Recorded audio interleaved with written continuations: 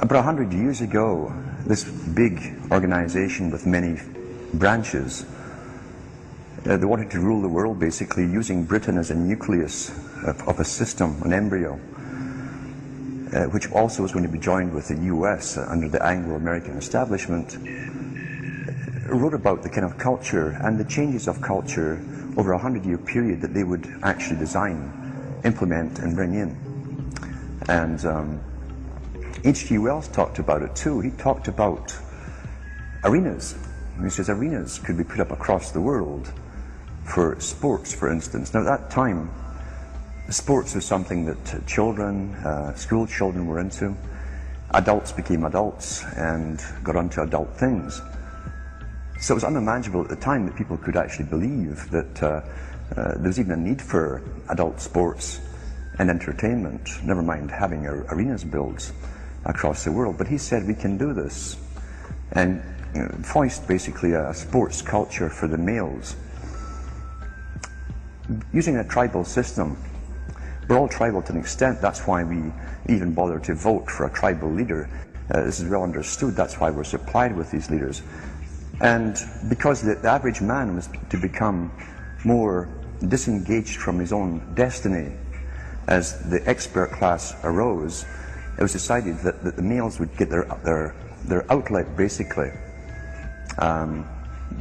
gradually becoming helpless as males through sports. Therefore they'd have a tribal team they could identify with, they could cheer them on as they were winning.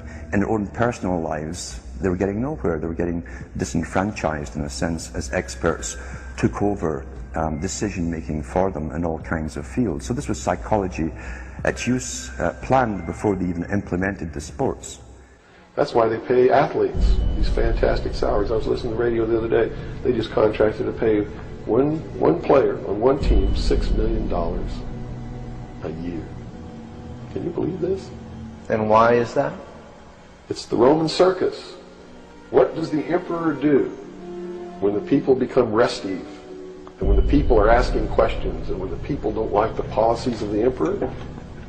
He sends them to the circus. He creates a circus. He builds a giant coliseum. And he begins to throw the Christians to the lions. And he has great chariot races and football games and basketball games, all to keep the idiots preoccupied with things that don't mean anything in the scheme of the entire world, so that they don't have the time to learn what the truth is, so they don't ever get smart enough to learn how they're being manipulated, so they don't ever question the emperor. That's why they pay a player on a football team or a baseball team $1 million or $2 million or $3 million a year. It is the Roman circus. I know men who don't know anything in the world except who plays third base for the Mets, and they think that's a great accomplishment. And they meet and pat each other on the back and bond and go have cocktails and talk about what this guy that plays third base for the Mets did in last night's game. It's sad. It's really sad. When radio came along, of course, they used that to the maximum. Sports for the men, soaps basically for the women, and then in came television, as I say, with its alpha state, its hypnotic state. And sure enough, around the 1960s, really, 50s and 60s, it took off. It really, really took off. And men became glued on Saturday nights to the sports shows. A culture industry, which is called by its own the culture industry. The Soviet Union had a department called the culture industry. Their actors and directors were called the cultural leaders,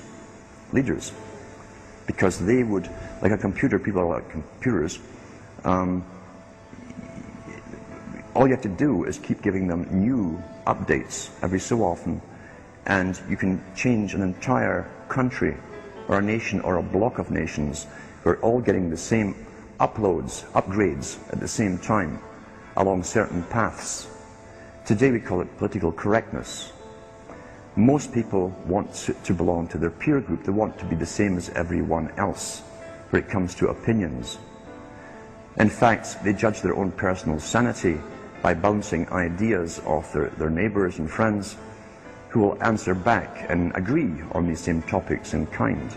It doesn't matter if the topics or what you're getting are facts or utter nonsense, as long as everyone agrees at the same time. You'll say, well, I'm sane, and your friends will all agree because they've had the same information given to them. If it's on TV and a famous face says something, then it must be true. He doesn't have to show you facts or anything else. You've been brought up with these faces. That's why they keep these guys on television into their 70s and 80s. You've grown up with this father figure who's on television every night at 6 o'clock, in your house, in your room, staring right at you. And he's a father figure. Would he tell you a lie? So you naturally never suspect him. And this same man will lead you through new topics. He'll introduce experts on the topics. They'll have a little summary at the end of every talk, and you are now left with the conclusion that's presented to you. You don't arrive at it, it's given to you, and it's good enough for you. We're programmed today perfectly, just like machines.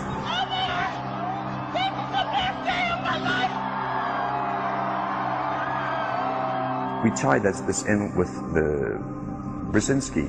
Brzezinski said in 2 Ages. Now this guy was way up with the NSA. He's a master geopolitician. He admits he works in 20, 50-year periods to do with geopolitics in other countries. But he said himself, the public will shortly be unable to think or reason for themselves. He was meaning by the form of information that was given to them, the type, the formulas that were in use then in the 1970s. He says, eventually they'll be unable to think or reason for themselves. And eventually, he said, they will expect the media to do all their thinking and reasoning for them. Well, that's happened today. That's why people today can't think outside of the programming from television. This is a scientific dictatorship which Bertrand Russell said, and the Huxleys said, both Aldous and Julian Huxley said they would bring in the scientifically controlled society. Is there any room in a kind of society where these manipulations are not taking place for this type of entertainment or any type of entertainment at all?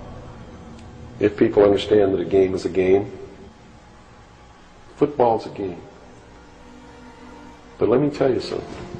When 150 of the most powerful men and women in the world can meet in secret in Baden-Baden, Germany, and plot the fate of billions, and nobody even cares about it. But 6 football players go to lunch together, and it's in the headlines across the country. You have a reflection of the society in which that exists. And it is a sick, sick society that is doomed to self-destruction. So based on that scenario, there's some truth into what these men are looking at. Absolutely, and that's what makes me so sick, is that I'm trying to wake up a people who on a daily basis are proving the ones that I'm warning them about to be right. Mm-hmm.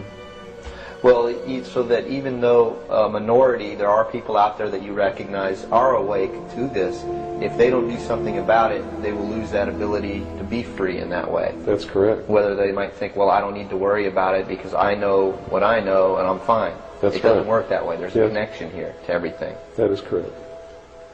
That is absolutely correct. A nation of people who are willing to send their sons and daughters that they profess that they love to a foreign country to die,